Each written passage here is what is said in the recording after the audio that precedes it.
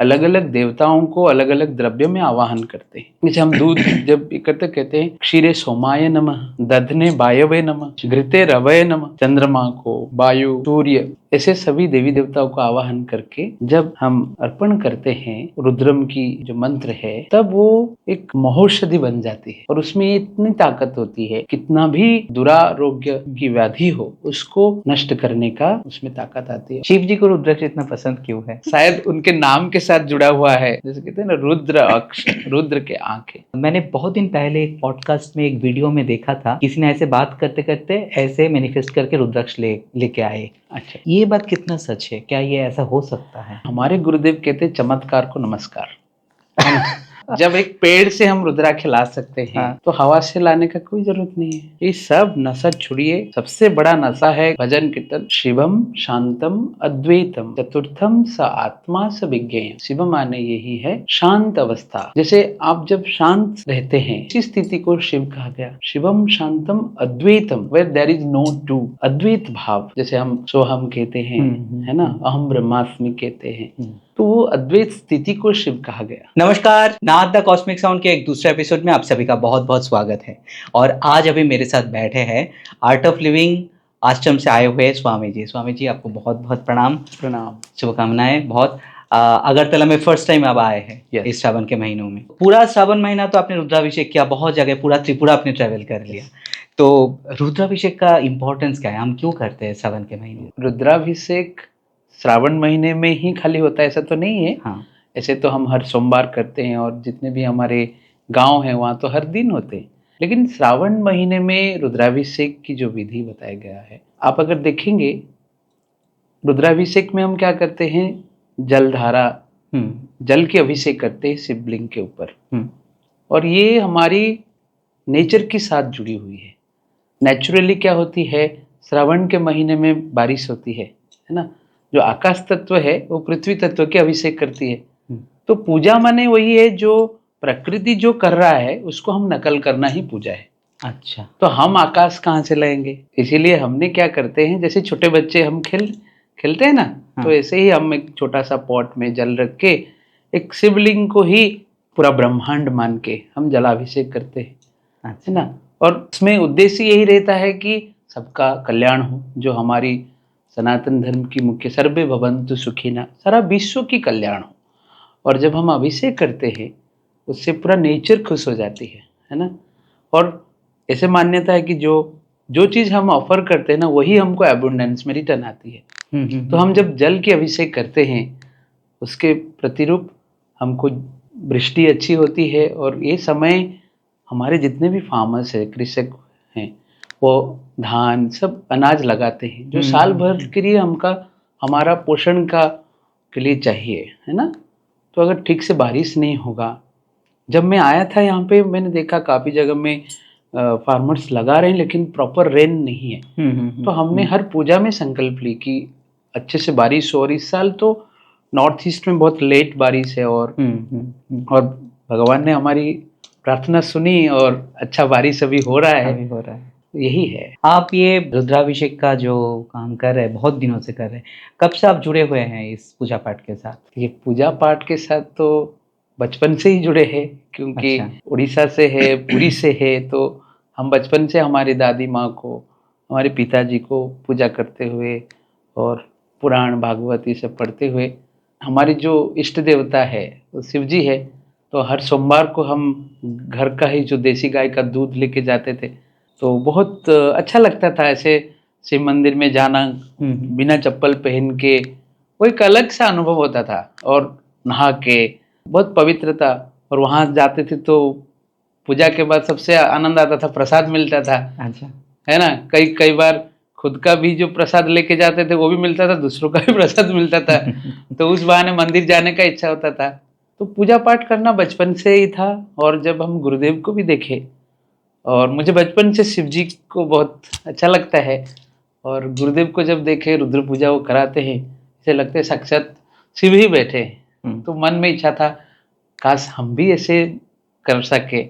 और इस संन्यास पथ पे आने के बाद गुरुदेव ने ब्लेस किया, और उनके ब्लेसिंग से मैंने पहले रुद्र पूजा ऋषिकेश में की थी शिवरात्रि के दिन 2017 में। तब से अभी तक कम से कम 1000 से ज़्यादा रुद्र पूजा कर चुके हैं उनके आशीर्वाद से। बड़ा आनंद आता है। वो 5 दिन का जो अनुभव है वो थोड़ा शेयर कीजिए ना हम लोग के। वो था 2017 का शिवरात्रि, ऋषिकेश में था, ऋषिकेश आश्रम में, और गंगा जी के तट पे जो नॉर्मली एक कनेक्शन है कि शिवा मीन्स हिमालय, फिर गंगा। हाँ। तो मेरी शुरुआत वहाँ से हुई रुद्र पूजा करने। मुझे अचानक से मैसेज आया बेंगलोर से कि गुरुदेव ने आपको ब्लेस किया है, इस शिवरात्रि से आप रुद्र पूजा कर सकते हैं। ने इतना बड़ी ब्लेसिंग, तो मेरे पास शब्द नहीं था कि कैसे मैं, और उस दिन पूरा इतना ग्रेटिट्यूड था, मैं एकदम एक अलग स्टेट पे था। बड़ा खुशी, जैसे जैसे लग रहा था आज मेरा जन्मदिन है, ऐसे ऐसे आनंद। उस समय एक एडवांस कोर्स चल रही थी ऋषिकेश में, हमारे स्वामी जी नंद किशोर जी ले रहे थे, और उस कोर्स में रुद्र पूजाएं की। अच्छा। जब उसमें पहली बार कर रहे तो अवेयरनेस भी रख के, ताकि कुछ गलत ना हो जाए। जब एक एक द्रव्य डाल रहे थे, ऐसे लग ही नहीं रहा था कि हम एक स्फटिक लिंग के ऊपर ये द्रव्य दे रहे हैं। लग रहा है साक्षात भोलेनाथ जी को उतना प्यार से जैसे माँ अपने बच्चों को खिलाते हैं या स्नान कराते हैं, ऐसे लग रहा था। और ध्यान तो स्पॉन्टेनियसली जब वो प्रोसेस किए, पंचामृत स्नान हो गया, तो ऑटोमेटिक बस आंखें बंद किए, और जब आंखें खोले देखे सब लोग डीप मेडिटेशन में हैं। बहुत एक अद्भुत अनुभव था। और गंगा जी के तट पे गंगा जी की आवाज ध्यान में आ रही थी, जो साउंड। वैसे मुझे तो अभी तक मौका नहीं मिला ऋषिकेश में, मतलब आर्ट ऑफ लिविंग आश्रम में जाने का, लेकिन ऋषिकेश माँ का जो माहौल है गंगा जी के सामने वो बहुत ही बढ़िया है। मतलब आप ऐसे ही बैठे रहेंगे तो फिर लगता है कि मेडिटेट हो जाओ। यस यस, ऐसा लगता है। तो ये जो पंचामृत के बारे में आपने बोला, हाँ। ये पंचामृत हम क्यों यूज करते हैं? हाँ, देखिए आयुर्वेद में इसकी बहुत महत्व बताई गई है। ऐसे अगर आप देखें, पंचामृत में जो द्रव्य हम व्यवहार करते हैं वो एक दूसरे के विरुद्ध आहार है। जैसे दूध का विरुद्ध आहार दही है, घी के विरुद्ध आहार मधु है। लेकिन पंचामृत में दूध, दही, घी, मधु और शर्करा, ये 5 की जो अनुपात, अलग अलग अनुपात में हम देते हैं, और जब हम देते हैं उसमें हम अलग अलग देवताओं को अलग अलग द्रव्य में आवाहन करते हैं, है ना? अच्छा। जैसे हम दूध जब इकट्ठे कहते हैं कि क्षीरे सोमाय नमः, दधने वायवे नमः, अच्छा। घृते रवये नमः, माने चंद्रमा को, वायु, सूर्य, ऐसे सभी देवी देवताओं को आवाहन करके जब हम अर्पण करते हैं रुद्रम की जो मंत्र है ना, तब वो एक महौषधि बन जाती है। और उसमें इतनी ताकत होती है, कितना भी दुरारोग्य की व्याधि हो उसको नष्ट करने का उसमें ताकत आती है। और योग वशिष्ठ में जो हमारी व्याधि की जो व्याख्या की गई है, उसमें आधीज व्याधि, अनाधीज व्याधि, कुछ डिजीजेस है जो साइकोसोमैटिक है, या कुछ डिजीजेस है जो सोमाटोसाइकिक है ना, और कुछ ऐसी डिजीज है जो हेरिडिटरी हमको आती है ना। तो सब चीज की तो मेडिकल साइंस में उसकी इलाज नहीं है ना। लेकिन गांव में आज भी मान्यता है, जब सारे वैद्य से हम हार मान के आगे, तो जो सबसे बड़ा वैद्य है वो शिव जी है। वहां जाके उनकी प्रसाद पाने से ठीक हो जाता है, और ये होता भी है। शिव तत्व, अगर शिव तत्व के बारे में बोलेंगे, फिर बेसिकली शिव क्या है, शिव तत्व क्या है? शिव तत्व अगर हम देखें तो शिव ऐसे नहीं है कि कोई व्यक्ति है, कितने हजार साल पहले जन्म हुए हैं, ऐसे नहीं है। शिव जो तत्व है वो क्या है? Pure knowledge. Shiv means pure knowledge, शुद्ध ज्ञान। इसलिए संस्कृत में एक बहुत सुंदर श्लोक है, शिवम शांतम अद्वैतम चतुर्थम स आत्मा स विज्ञेय। तो शिव माने यही है शांत अवस्था। अच्छा। जैसे आप जब शांत रहते हैं, है ना, तो उसी स्थिति को शिव कहा गया, है ना। और शिवम शांतम अद्वैतम, where there is no two, अद्वैत भाव। जैसे हम सोहम कहते हैं, है ना, अहम ब्रह्मास्मि कहते हैं, तो वो अद्वैत स्थिति को शिव कहा गया। चतुर्थम, हमारी चेतना की जो 4 अवस्थाएं हैं, जो हम कहते हैं स्वप्न, सुषुप्ति, जागृत और तुरिया, जिसको हम मॉडर्न साइकोलॉजी में कहेंगे तो कॉन्शियस, अनकॉन्शियस, सबकॉन्शियस और सुपर कॉन्शियस। तो वो जो फोर्थ स्टेट है दैट इज कॉल्ड शिवा। अच्छा। ना, तो शिव माने pure knowledge, and where there is pure knowledge there is celebration. Parvati, पर्व शब्द से आया पार्वती।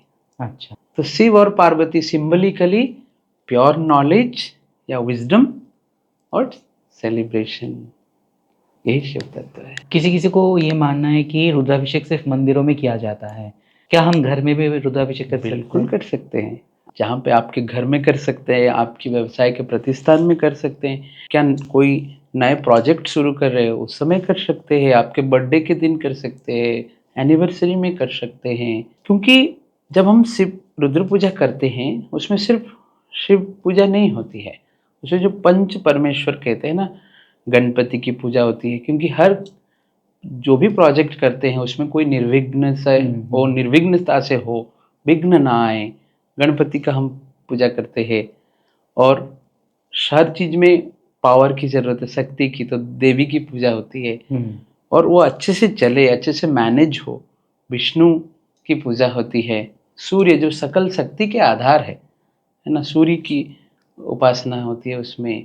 फिर शिवलिंग की भी पूजा होती है। तो बोलते हैं रुद्र पूजा अगर हो गई तो सारे पूजा हो गए, क्योंकि रुद्र पूजा में पूरा नेचर खुश हो जाती है, सारे देवी देवता। और उसमें हम आपके जो भी इष्ट देवता है, कुल देवता है, ग्राम देवता है, सभी को आवाहन करते हैं।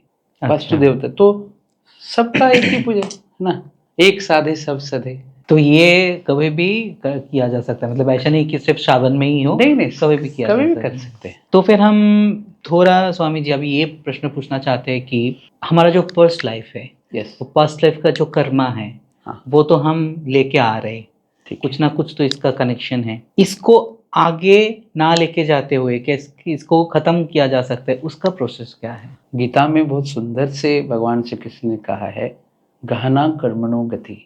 कर्म की जो सिद्धांत है वो बहुत गहन है। हाँ? क्योंकि एक एक इम्प्रेशंस जो बहुत स्ट्रांग रह जाते। जैसे अगर मैं आपको बोलूं, आपने भोजन रोज तो करते ही है, हाँ। लेकिन 10 दिन पहले आपने क्या खाया था याद नहीं है, नहीं। तो जो भूल गए वो कर्म नहीं बना। लेकिन कौन सा एक्शन कर्म बनते जिसको आप भूल नहीं पा रहे। अच्छा। किसी ने आपको कुछ ऐसे भला बुरा बोल दिया, आप अभी भी उनको सोचते हैं, जो बहुत स्ट्रॉन्ग इम्प्रेशंस बन जाते हैं वो कर्म बनते हैं, है ना। ऐसे नहीं कि हर कर्म बनते हैं, ऐसे नहीं। जो स्ट्रॉन्ग इम्प्रेशंस बन जाते हैं, जो उसको हम भूल नहीं पाते, वो कर्म बनते हैं। तो उसका एकमात्र जो समाधान है वो है मेडिटेशन। अच्छा। ना, मेडिटेशन से ही आप कर्म की जो बीज है उसको, जैसे कोई भी सीड है उसको अगर आपने रोस्ट कर दिया तो उससे और अंकुरित होने का संभावना कम क्या होते ही नहीं है, है ना। तो जब आप ध्यान करते हैं तो क्या होती है, वो सारे कर्म के बीज नष्ट हो जाते। या पूर्व समय में क्या होती थी, हमको गायत्री उपदेश, है ना, ब्रह्मोपदेश दी जाती थी। तो गायत्री मंत्र का जप करना, फिर जप के बाद ध्यान करना, ध्यान ही अल्टीमेट। अच्छा, है ना, meditation is the only way सारे कर्म बंधन से। और कुछ कर्म ऐसे है जिसको हमको भोग के ही जाना पड़ेगा। जैसे अगर आपने जानबूझ के आग में हाथ दिखाई तो हाथ जली, तो फिर नेक्स्ट कर्मा है आपको बैंडेज करना पड़ेगा। उतने दिन तक वो हाथ को ऐसे ही लटका के रखना पड़ेगा, मेडिसिन लगाना पड़ेगा। कुछ कर्मों को हमको भोग के भी पार करना है। ये जो कर्मा होता है ना, कभी कभी हमको लगता है कि ये मेरे साथ ही क्यों हो रहा है। दूसरे किसी, मतलब हम सेम क्लास में हैं, सेम पढ़ाई चल रहा है, लेकिन मैं फेल हो गया लेकिन वो पास हो गया। ऐसा कभी कभी हमारे अभी दैनंदिन जीवन में भी ऐसा होता है कि मेरे लाइफ में इतना कष्ट क्यों है, मेरे दोस्त के साथ तो ऐसा नहीं हो रहा है, उसके जीवन में कितना शांति है, कितना खुश है, पैसा है उसके जीवन में, लेकिन वो आदमी उतना अच्छा नहीं है। इसका कारण क्या हो सकता है? जैसे देखिए, कोई इंजीनियर के पास जाके ये नहीं बोलते कि आप मुझे दवाई दीजिए या मुझे मेडिसिन प्रिस्क्राइब करिए, या कोई डॉक्टर के पास जाके ये नहीं बोलता मेरा सीलिंग फैन ठीक कर दीजिए, है ना। तो प्रकृति जानता है जो योग्य है उसको उस परिस्थिति में डाला जाता है। अच्छा। जैसे आईएएस जो यूपीएससी के एग्जाम हैं, जो 10th फेल हो गए वो जाके देते हैं क्या? नहीं ना। तो जो यूपीएससी की तैयारी किए वही यूपीएससी एग्जाम में बैठते हैं, है कि नहीं? तो आप जितने प्रकृति के रहस्य को जानने के प्रयास करेंगे, प्रकृति आपके सामने भी वैसे ही घटनाएं, ऐसे सिचुएशन खड़े करे। उसी से जब आप जो भी आपने सीखा है उसको आप it's a time for application, what ever the knowledge you have gain, okay. है ना। जो भी आपने सीखा है वो उसको तो परीक्षा करना है ना। हाँ। युद्ध विद्या अगर सीखा है तो फिर तो जैसे डिफेंस में आप देखते हैं, खाली तो उनको सिखाया नहीं जाता है थ्योरी। हाँ। अगर उन्होंने शूटिंग का सीखा तो फिर उनको फील्ड में लिया जाता है, फिर टेस्ट किया जाता है। तो ऐसे ही है। तो आपने प्रकृति के जो रहस्य को जाना, प्रकृति फिर आपके सामने वैसे ही अपरूप सिचुएशन खड़ा करेगा। अच्छा। तो फिर आपको उससे गुजरना पड़ेगा। तो उससे आप जान सकते हो मैं कितना मजबूत हुआ, अच्छा। मैं कितना पक्का बना। अच्छा है, प्रकृति आपको एहसास कराता है कि तुम इस ज्ञान के अधिकारी हो, तुम उससे आगे उभर के जा सकते हो, डरना नहीं है। ये जैसे अभी सिचुएशन चल रही, इसके साथ भी शायद पास्ट लाइफ का कुछ कनेक्शन है क्या? देखिए, पास्ट लाइफ का तो हमेशा ही कनेक्शन है। क्योंकि हमारी जो वर्तमान की जो लाइफ है, कहीं ना कहीं वो पास्ट लाइफ की प्रोजेक्शन ही है। जैसे आप देखिए, कहते हैं कि last thought of the next day will become the first thought of the next day, है ना। तो आपकी पिछले रात जो लास्ट थॉट था, आज का पहला थॉट है। जैसे आपने ट्यूशन पढ़ने जाते हैं, टीचर जी ने जो कल जो होमवर्क के बारे में डिस्कशन किया था, तो नेक्स्ट पढ़ाई शुरू करने से पहले क्या करेंगे? अच्छा सब बोलो, रिकैप कराते हैं ना। हाँ, उसका रिवीजन होता है एक। तो इवोल्यूशन प्रोसेस में, है ना, there is two process, evolution and involution. तो इवोल्यूशन प्रोसेस में हम आगे बढ़ रहे हैं, हमेशा परफेक्शन से मोर परफेक्शन की ओर हमारी जर्नी है। तो जो पास्ट लाइफ में हमने जहाँ तक गए थे, फिर वहाँ से शुरू हुआ ये लाइफ, फिर ऐसे ही करते करते आज देखिए ना, जब हम इतिहास में पढ़ते हैं, जब ह्यूमन बीइंग क्रिएट हुआ, कितने अनसिविलाइज था, कैसे रहते थे। आज हम आते आते पॉडकास्ट के जमाने में आ गए, है ना। पहले यही संवाद होता था कहीं गुरुकुल में, गुरु के पास बैठ के, है ना। तो सब चीज के इवोल्यूशन हो रहा है। ये जो आपने पॉडकास्ट के बारे में पूछा, बोला, ये पॉडकास्ट अभी जो चल रहा है, बहुत सारे लोगों ने स्पिरिचुअल टॉक के ऊपर बात कर रहा है, सद्भाव हो रहा है, इसको आप कैसे देखते हैं? मतलब इसका क्या ज़रूरी है? अभी तो वैसा गुरुकुल नहीं रहा, बहुत जगह बच्चे लोग स्कूल में जाते हैं पढ़ाई करने के लिए, पहले गुरुकुल में जाते थे शिक्षा लेने के लिए, अभी ऐसे पॉडकास्ट हो रहा है, उसको आप कैसे देखते हैं? देखो, इसको मैं टेक्नोलॉजी की बेस्ट यूज मानता हूँ। क्योंकि हमेशा जैसे एक पेड़ है, उसके जड़ पुराने होते हैं, पत्ते नए नए, है ना। यही सनातन है। तो हमारी जो विचारधारा है वो हमारी रूट से जुड़ी हो, और जो भी नए नए इनोवेशंस है उसको हमको अडॉप्ट करना चाहिए। जब जीवन में हम नए नए इनोवेशन को अडॉप्ट करते हैं तब हम आगे बढ़ते हैं। और आज के डेट में हम सभी, दुनिया इतना छोटा हो गया, फिंगर टिप में आ गया, है ना। तो अगर आपको कम समय में आपको कुछ भी संवाद करनी है सारा विश्व के साथ, तो टेक्नोलॉजी ही चाहिए। तो मैं तो कहूँगा कि इसका और भरपूर यूज करना चाहिए हर सेक्टर में, और उसकी सकारात्मक यूज होनी चाहिए। हम शिव जी को लेकर बात कर रहे थे, तो बात करते करते और एक प्रश्न अभी मन में आ रहा है। जैसे आप एक रुद्राक्ष के माला पहने हुए हैं जी। तो रुद्राक्ष माला पहनने का अनुभव क्या है, उसका इम्पोर्टेंस क्या है, उसके बारे में थोड़ा बताइए। रुद्राक्ष माला का अपना एक स्पिरिचुअल सिग्निफिकेंस है ना। लेकिन उससे पावरफुल हमारी माइंड है। अच्छा। लेकिन रुद्राक्ष माला जैसे हम पहनते हैं उससे हमको एक सकारात्मक फीलिंग्स आती है।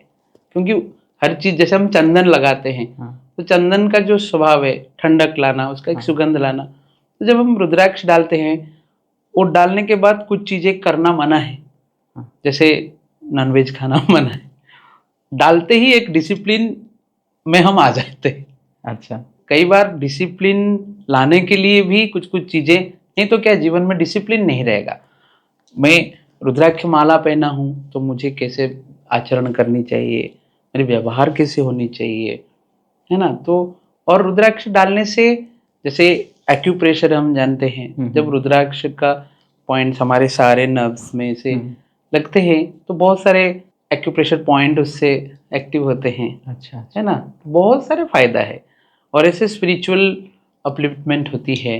तो रुद्राक्ष को घर में ये शोधन किया जा सकता है? वो अगर किया जा सकता है तो उसका प्रोसेस क्या है? घर में सिंपली आप हल्दी का पानी है, हल्दी के पानी में डुबा दीजिए, सिंपल तरीका है। या अगर घर में कभी आपने पंचामृत बनाया तो उसमें भी कर सकते हैं, लेकिन सिंपलेस्ट वेज हल्दी का पानी बना के अगर डाल के शुद्धिकरण कर सकते हैं। शिव जी को रुद्राक्ष इतना पसंद क्यों है? वो शिव जी को पता होगा। आपको तो जरूर पता होगा। शायद उनके नाम के साथ जुड़ा हुआ है। जैसे कहते हैं ना, रुद्र अक्ष, रुद्र के आंखें, कहते हैं कि शिव जी का आंखों से एक अश्रु निकला था और जहाँ गिरा था वो एक रुद्राक्ष फॉर्म में आ गया, है ना। उसका पीछे बहुत सारे स्पिरिचुअल माने सिग्निफिकेंस है। देखिए, जो ज्ञानी है उसकी आंखों से जो अश्रु निकलेगी कभी दुख की अश्रु नहीं हो सकती है। अच्छा, वो आनंद की अश्रु है ना। जब आप whenever you feel grateful, gratitude, है ना, तब आंखों से भी जब हम खुश हो जाते हैं तभी हमको जो आंसू आती है वो आनंद की अश्रु है ना। तो आनंद की अश्रु से जो बना, तो जब आप पहनेंगे वो जीवन में आनंद ही बढ़ेगा। मुझे लगता है यही होगा। अच्छा, मैंने बहुत दिन पहले एक पॉडकास्ट में, एक वीडियो में देखा था कि किसी ने ऐसे बात करते करते ऐसे मैनिफेस्ट करके रुद्राक्ष लेके आए। अच्छा, ये बात कितना सच है? क्या ये ऐसा हो सकता है? स्पिरिचुअल वर्ल्ड में कई तरह की सिद्धियों की बात कही गई है, लेकिन हमारे गुरुदेव कहते चमत्कार को नमस्कार, है ना। क्योंकि जब एक पेड़ से हम रुद्राक्ष ला सकते हैं, हाँ, हाँ। तो हवा से लाने का कोई जरूरत नहीं है ना। जहाँ पे चमत्कार करना है, दुनिया में तो पूरा सब कुछ चमत्कार ही है। आप सोचिए ना, एक संतरा को देखिए, एक संतरा को जो नेचर ने बनाया है, कितना सुंदर पैकिंग ऊपर से, फिर नीचे और एक सॉफ्ट पैकिंग, फिर एक एक उसको बनाया, उसके अंदर जो जूसेस है उसको भी फिर पैकिंग कराया, कितना सुंदर पैकिंग। तो दुनिया में अगर देखेंगे कितने चमत्कार है, दुनिया वैचित्रमय है। तो ये सब चमत्कार के पीछे हम ना जाएं, ध्यान करें, हमारी जो अंदर की जो शक्ति है उसको जगाएं, विवेक की शक्ति को जगाएं। ये सब के पीछे नहीं जाना चाहिए। बहुत सारे लोग ध्यान में बैठते हैं, मेडिटेशन में बैठते हैं, बहुत मन लगा के बैठते हैं, लेकिन उसके बाद 1-2 मिनट के बाद मन इधर उधर भागता रहता है। मन लगा के मेडिटेशन या ध्यान कंप्लीट नहीं कर पाता है। तो आप यहाँ आने से पहले मैं मम्मी को पूछ रहा था, मम्मी स्वामी जी आ रही, तो मैं क्या पूछा, ऐसा कोई प्रश्न है आपके मन में चल रहा है? तो मम्मी ने पूछा कि ये पूछना स्वामी जी को। अच्छा। कि मैं बहुत मन लगा के पूजा पाठ में बैठता हूँ, तो कभी कभी संसार का चिंता आ जाता है, तो ऑफिस में जा रहा है उसका चिंता आ जाता है, ये कैसे इन सब चीज़ों से छुटकारा मिले? हाँ, देखिए, ध्यान पहले हमको ये जानना पड़ेगा कि ध्यान है क्या, है ना। नॉर्मली हम समझते हैं कि ध्यान माने एकाग्रता, कुछ नहीं करने से एकाग्रता नहीं। Meditation is not concentration, but the outcome of meditation is concentration. अच्छा, तो फिर मेडिटेशन है क्या? Meditation is D concentration. ध्यान माने the act of doing nothing, completely relaxation, है ना। जब आप सोने जाते हैं, क्या आप सोचते हैं अभी मैं सोने जा रहा हूँ, सोने जा रहा हूँ? ये सोचने से नींद तो होगा नहीं। आप क्या सिंपली आराम से थोड़ा जो भी कपड़ा वपड़ा पहने हैं, थोड़ा नाइट वेयर पहन लेते हैं, लूज ड्रेस पहन लेते हैं, आराम से रिलैक्स होके पाँव धो के ऐसे लेट जाते हैं, जो भी आपका काम है बोलते हैं कल देखेंगे, ऐसे करके आराम से रिलैक्स मोड में जाते ही सो जाते हैं, है ना। तो कंप्लीट रिलैक्सेशन है। और ध्यान करने के लिए जो पहले 3 चीज है वो ध्यान में सहायक होगा, वो है 3 भाव। क्या? अचाह, मुझे ये जो 10 मिनट 20 मिनट कुछ नहीं चाहिए। फिर अकिंचन, मैं कुछ नहीं हूँ, जो भी आपके लेवल है, मैं ऑफिसर हूँ, होम मेकर हूँ, स्टूडेंट हूँ, वो समय के लिए वो सारे लेवल को छोड़ देना है ना। मैं कुछ भी नहीं हूँ और मैं कुछ नहीं कर रहा हूँ, अप्रयत्न। तो ये 20 मिनट कुछ नहीं कर रहा हूँ, बस आराम से। तो अचाह, अकिंचन और अप्रयत्न, ये 3 भाव से ध्यान लगती है। और ध्यान स्पॉन्टेनियस होती है, ध्यान करने का कोई चीज है ही नहीं, अच्छा। है ना, आराम से। और हाँ, थॉट्स आएंगे क्योंकि मन में बहुत सारे इम्प्रेशंस है। तो शुरू, ये बिगिनिंग स्टेज, जब आप ध्यान शुरू करेंगे तो जैसे आप देखेंगे कोई पानी बहुत मैल घुल मिल गया, उसमें बहुत कीचड़ हो गई, तो अचानक से तो आप देखेंगे तो आपका चेहरा नहीं दिखेगा ना। तो उसको धीरे धीरे धीरे धीरे धीरे धीरे वो पानी सेटल होते ही फिर वो कीचड़ सारे बैठ जाएगा नीचे, फिर आपकी चेहरा दिखेगा। लेकिन अगर आप बार बार क्यों नहीं दिख रहा करके और पत्थर मारे तो वो कभी शांत होगा ही नहीं। ठीक। तो ध्यान में जितने विचार आएंगे, क्या करनी है, लेट गो करनी है और स्वीकार करनी है, एक्सेप्ट ऑल इमोशंस। जो भी विचार आ रहे हैं उसको आने दीजिए, स्वीकार करें। देखेंगे जैसे हम स्वीकार करेंगे ना, वो धीरे धीरे धीरे धीरे सेटल हो जाए। हाँ। ऐसा एक प्रश्न रहता है कि हम गुरु को ढूंढते हैं या गुरु हमें ढूंढ के निकल के लेते हैं। आपने कैसे, मतलब ये गुरुकुल में जाना हुआ, कैसे आपने वहाँ गया, वो थोड़ा अच्छा, जर्नी वो भी शेयर बहुत कीजिए। इंटरेस्टिंग जर्नी है ना। तो जब हमारे घर में, जब मेरे दादी माँ थे तो हमारे घर में 365 डेज पुराण पढ़ते थे। अच्छा। गांव में ऐसे होती है कि एक जन आते हैं, गांव में जो मुख्य व्यक्ति है वो पुराण पढ़ते हैं, 20-25 लोग एकत्रित होती है तो चर्चाएं होती है। तो हमारे घर वो सेंटर था, तो हमारे घर में पढ़ते थे हम। तब जब ट्यूशन से आते थे देखते थे, बड़ा अच्छा लगता था, कभी कभी लगता था हम भी बैठ के पढ़ें। तो मुझे भी मौका मिला, तो उसमें कुछ टॉपिक्स ऐसे स्टोरीज फॉर्म में गुरु की जो महिमा है, तो कहीं ना कहीं लगता था कि इस तरह का गुरु तो जीवन में चाहिए, क्योंकि स्कूल में जो शिक्षक है वो भी गुरु हैं, लेकिन वो एक लेवल तक शिक्षा देते हैं। लेकिन जो हमारे माइथोलॉजी में जो गुरु की वर्णना की गई है, कहीं ना कहीं तलाश थी कि गुरु कब मिलेंगे। और ऐसे डाउट भी था कि आज के ऐसे आधुनिक युग में भी ऐसे गुरु है क्या, जबकि हम अलग अलग स्टोरी जैसे सुनते हैं। लेकिन मन में एक विश्वास था कि अगर तब थे तो अभी भी होंगे, कहीं ना कहीं तो मिलेंगे। तो जब मैं 12th पढ़ाई करने के लिए गया था, तब मैंने उस समय गुरुदेव का पुरी में इवेंट था, तो वो 2000 में था इवेंट। अच्छा। तो उसका कहीं ना कहीं पोस्टर मैंने देखा था। तो 2001 में मैं पुरी पढ़ने गया, तो फोटो जो है गुरुदेव का वो मेरे माइंड में था। अच्छा। कहीं ना कहीं अनकॉन्शियस माइंड में था, सबकॉन्शियस माइंड में था। तो मैं तलाश करते करते जब मेरा 12th भी खत्म हो गई और मैं गांव में आया था, तो हमारे गांव में नवचेतना शिविर हुआ।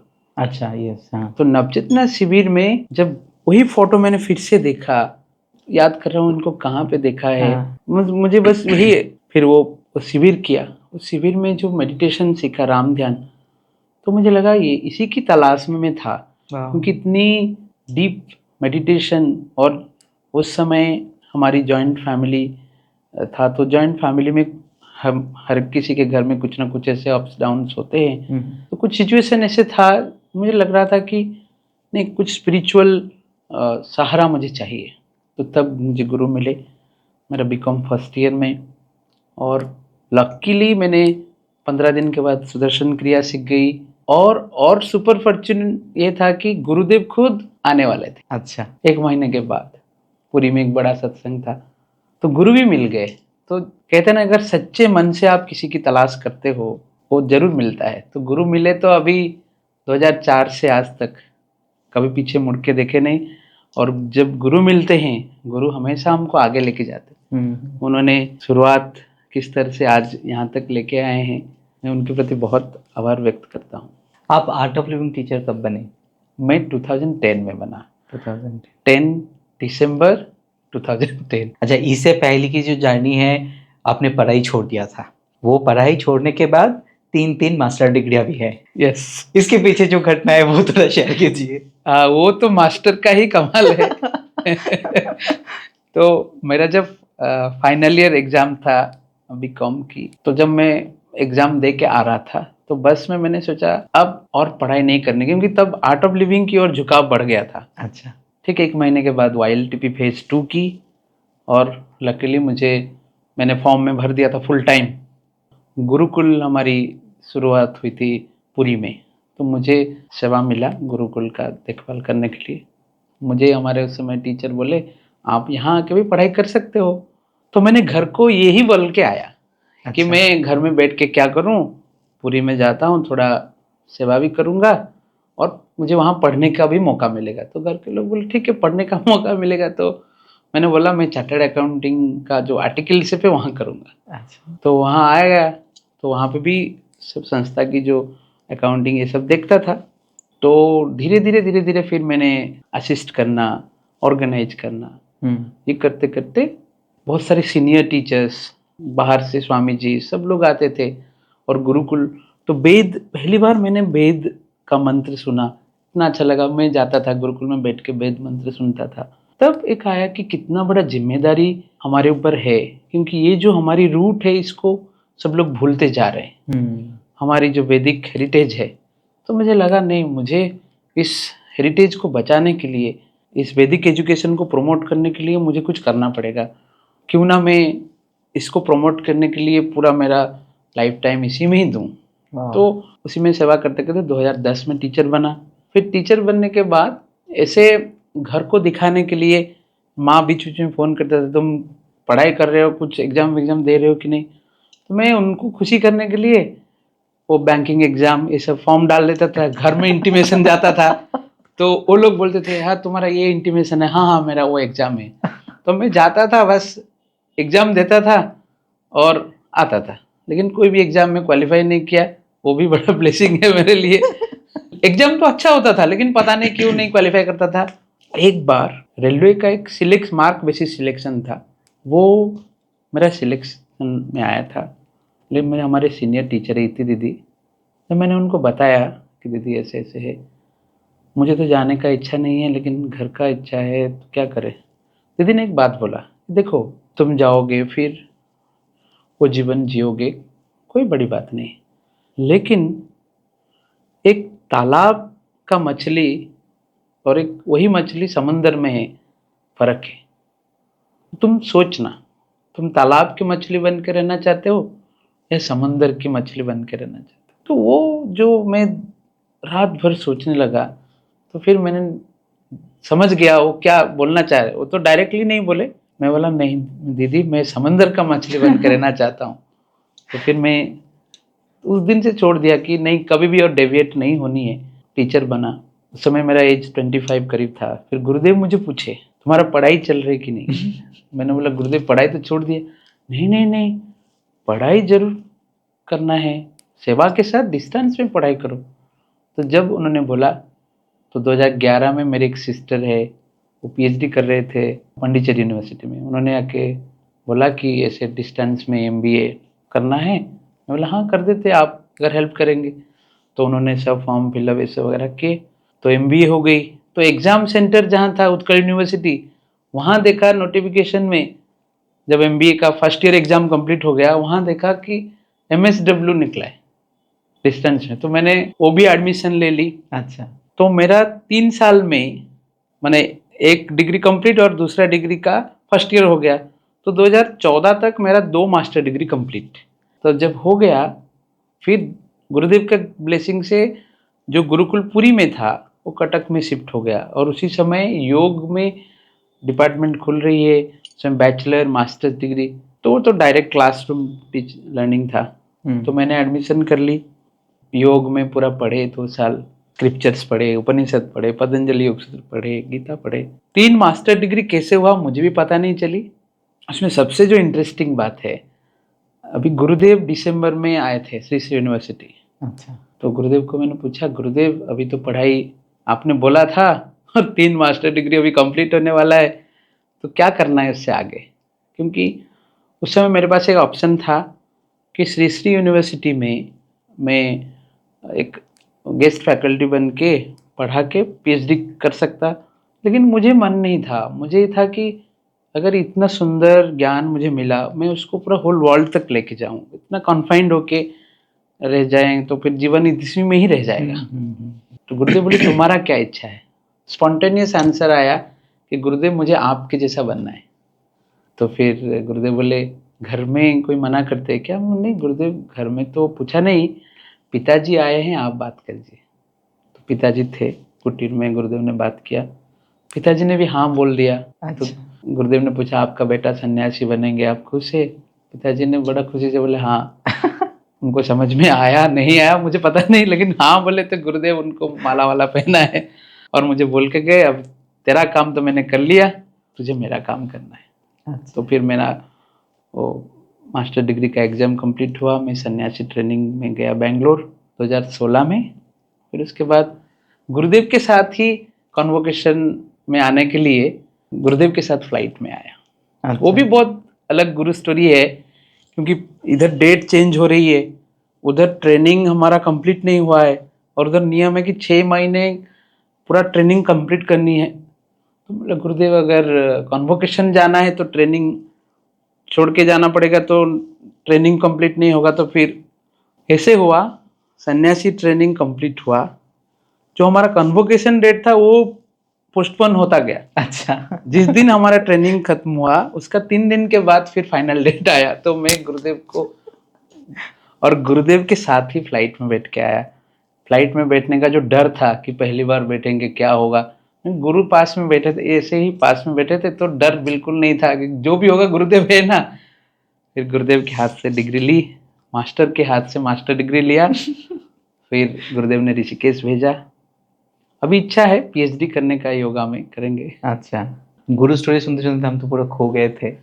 और भी ऐसा कुछ गुरु स्टोरीज है आपके जीवन में? बहुत सारे हैं, आप जैसे बोल रहे थे, एक दो और शेयर कीजिए हमारे हाँ, साथ। सबसे जो मैंने बहुत बड़ी एक आज भी मुझे लगता है कि अगर मैं आज आपके सामने बैठ के ये सारे स्टोरी शेयर कर पा रहा हूँ, शायद गुरु के वजह से, गुरु की ब्लेसिंग्स के वजह से।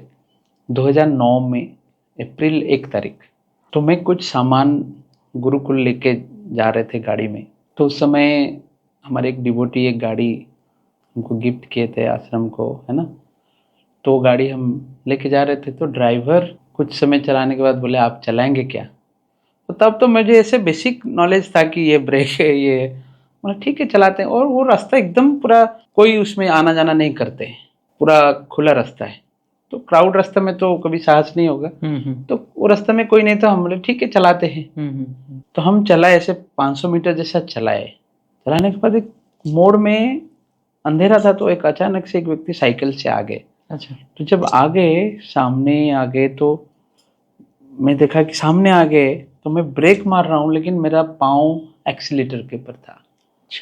सडनली वो गाड़ी इतना फ्यूरियसली ऐसे आगे बढ़ा, मुझे कुछ समझ में नहीं आ रहा। तो ड्राइवर हैंड ब्रेक लगा रहा है लेकिन मेरा पाँव एक्सीलेटर को बार बार दबा रहा है, तो गाड़ी और भी तेज जाके तो वो व्यक्ति गाड़ी के टकरा के रोड के साइड में, और हमारी गाड़ी जाके 11 केवी पोल पे टकराया।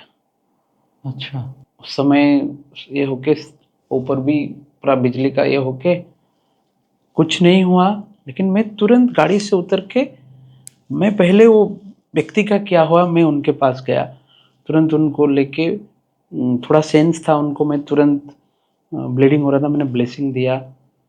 तभी एक व्यक्ति आके मुझे कान में बहुत बड़ा थप्पड़ जोर से लगाया, और कुछ लोग मुझे मैंने प्रोटेक्ट करके ले गए। फिर पुलिस भी आ गया, तो उनको हॉस्पिटल भेज दिया एम्बुलेंस से, और मन में यही था कि वो व्यक्ति का कुछ ना हो।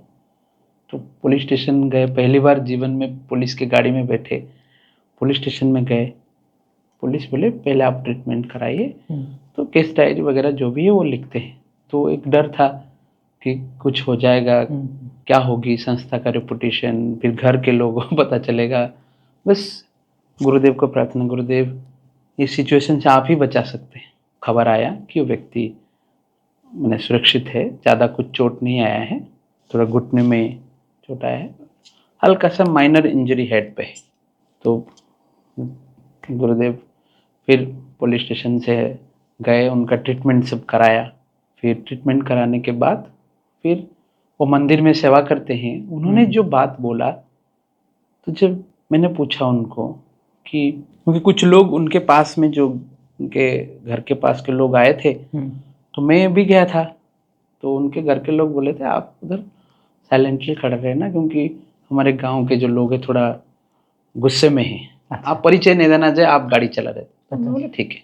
तो वो पूछ रहे थे कौन है ड्राइवर, बताओ उसको, हम उठा के ले जाएंगे। और मैं उधर खड़ा, वो बोले मुझे तो पता नहीं है कौन थे। तो वो लोग सब चले गए।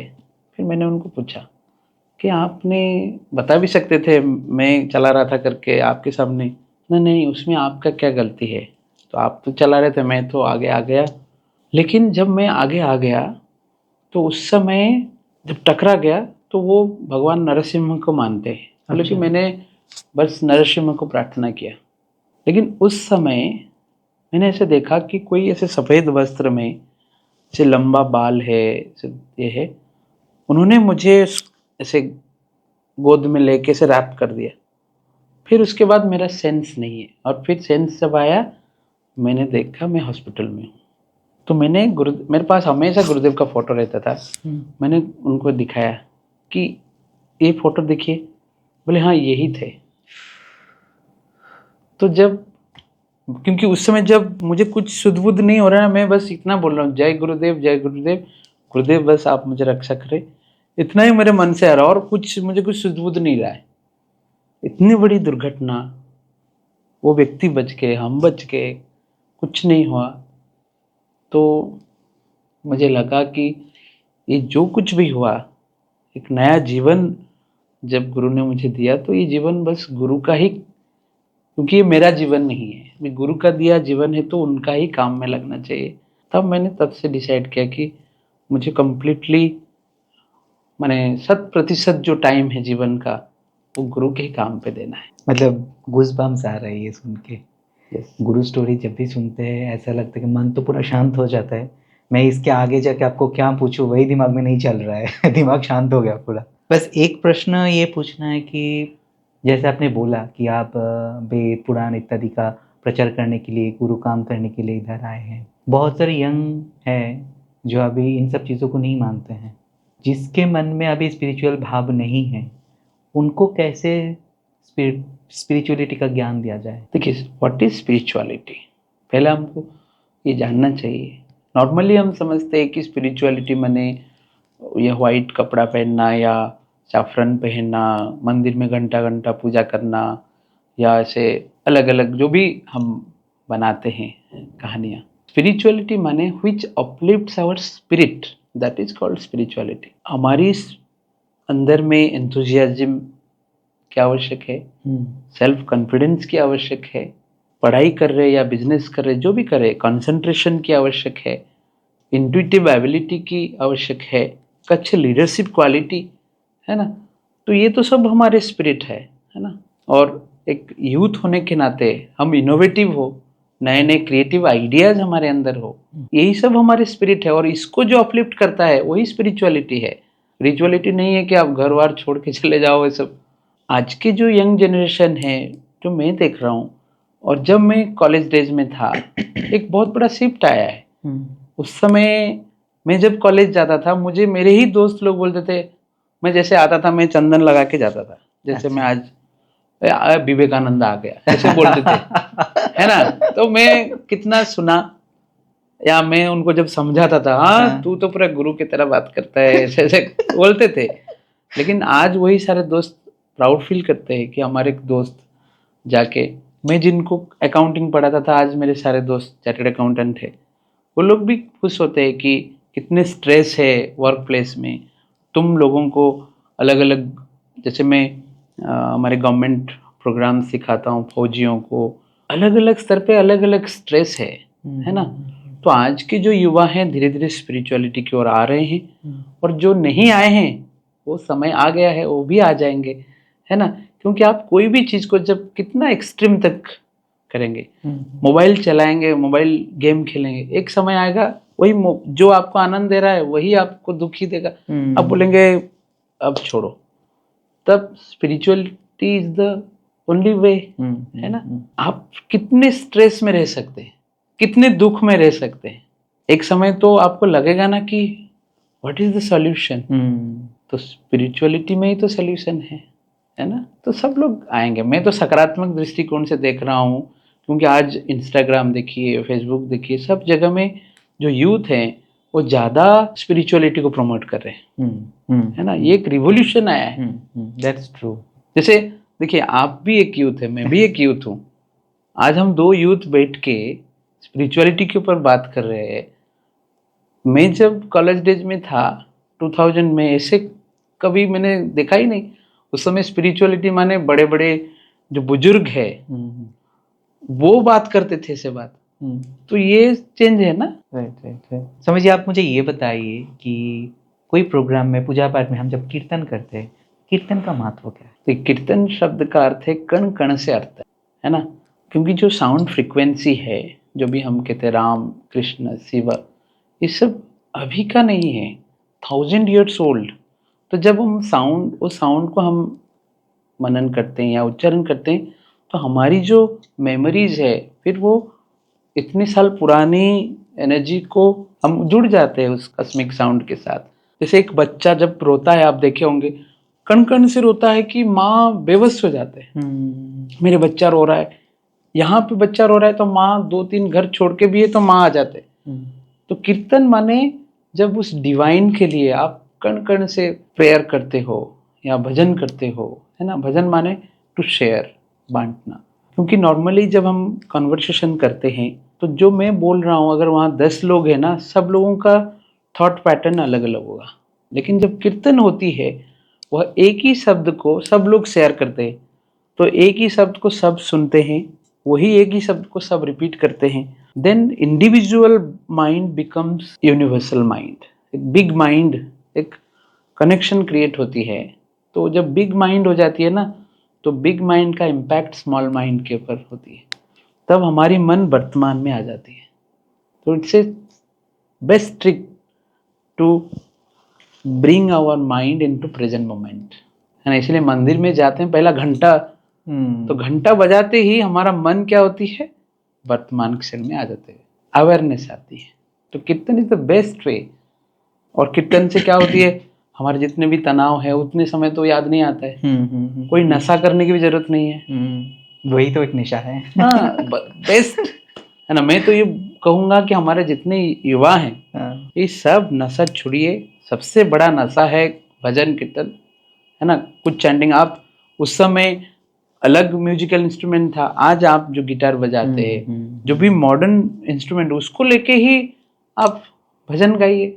लोग बहुत पसंद करते हैं। जैसे आते आते आपके साथ बात हो रहा था, मेरे लाइफ में एक भी दिन ऐसा नहीं होता है कि मैं ऋषि नित्य प्रज्ञा जी का कोई भी भजन ना सुनने के लिए जाता हूँ। कोई भी घर में काम चल रहा है, एडिटिंग का काम चल रहा है या फिर कोई हैंडक्राफ्ट का काम चल रहा है, और एक मोबाइल पे उनका भजन चल रहा है। और मैंने सुना है, दीदी ने बोला था कि आप भी बहुत अच्छा भजन करते हैं, एक भजन हमको सुनाना पड़ेगा। मेरा भी, मैं जब आर्ट ऑफ लिविंग आया था, तब ऋषि जी का जो आनंद उत्सव कैसेट है, उसमें बहुत अच्छे अच्छे भजन है। नारायण नारायण जय जय गोविंद हरे, देवी का भजन है। वो कैसेट में कहाँ कहाँ तलाश करके वो कैसेट लेके आया, फिर टेप रिकॉर्डर में लगा के दिन में कम से कम 10 बार सुनता था। तब नवचेतना शिविर में जाके वो भजन गाते थे। सब लोग मुझे भजन के लिए बुलाते थे कि आप आने से हमारा नवचेतना शिविर में अच्छा सत्संग होगा। तो सत्संग से मैं आर्ट ऑफ लिविंग से जुड़ा। जो आर्ट ऑफ लिविंग के भजन से इतने बहुत अच्छे भजन हैं। ठीक है, तो एक गाते हैं, शिव के ही भजन गाते हैं। शिवोहम शिवोहम शिव स्वरूपोहम नित्योहम शुद्धोहम बुद्धोहम मुक्तोहम शिवोहम शिवोहम शिवस्वरूपोहम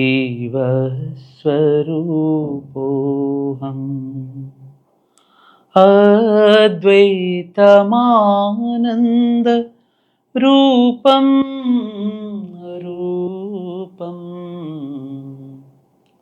अद्वैतमानंद रूपम रूपम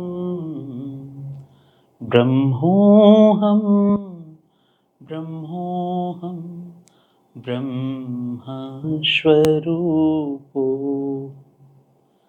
चिदोहम चिदोहम सच्चिदानंदोहम शिवोहम शिवोहम शिव स्वरूपोहम शिव स्वरूपोहम।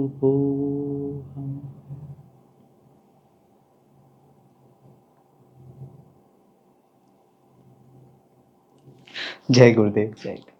ऋषि जी बोलते थे कि कहीं अगर भजन हो जाता है तो गुरुदेव स्वयं आ जाते हैं वहाँ। मैंने जब आँख बंद करके भजन सुन रहा था ना, बस उसी का ही तस्वीर आंखों में चल रहा था। शायद यही गुरु का प्रेजेंस है, यही अनुभूति है, और क्या चाहिए लाइफ में। यस, बस इस पल में मुझे ऐसा लगता है कि मैं अभी बहुत खुश हूँ, और क्या चाहिए जीवन में।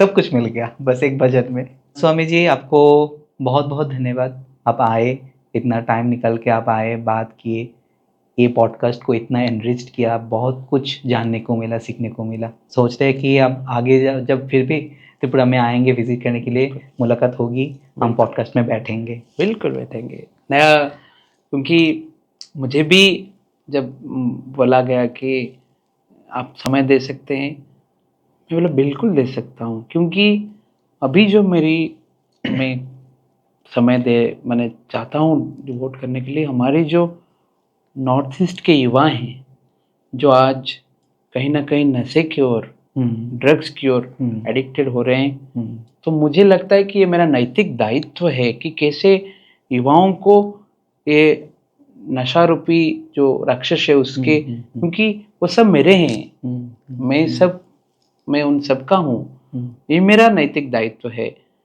तो त्रिपुरा में पहली बार आया, इतनी नेचुरल ब्यूटीज है, इतना सुंदर सुंदर लोग हैं, इतने भोले भाले लोग हैं, तो यहाँ डिविनिटी है, यहाँ दिव्यता है।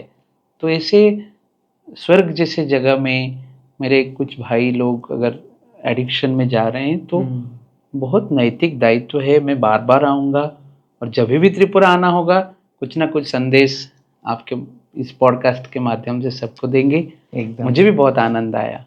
हम विदाई लेते हैं इसी के साथ साथ, और दर्शकों के एक रिक्वेस्ट है कि आज के पॉडकास्ट में कौन सा पार्ट आपको सबसे अच्छा लगा वो कमेंट सेक्शन में ज़रूर बताइए। अगर आपके लाइफ में भी कोई ऐसा गुरु स्टोरीज है वो भी शेयर करना ना भूलें हमारे साथ। हम मिलते हैं नया कोई पॉडकास्ट में, नया कोई गेस्ट के साथ, नया कोई टॉपिक को लेकर। तब तक के लिए टाटा बाय बाय, नमस्कार।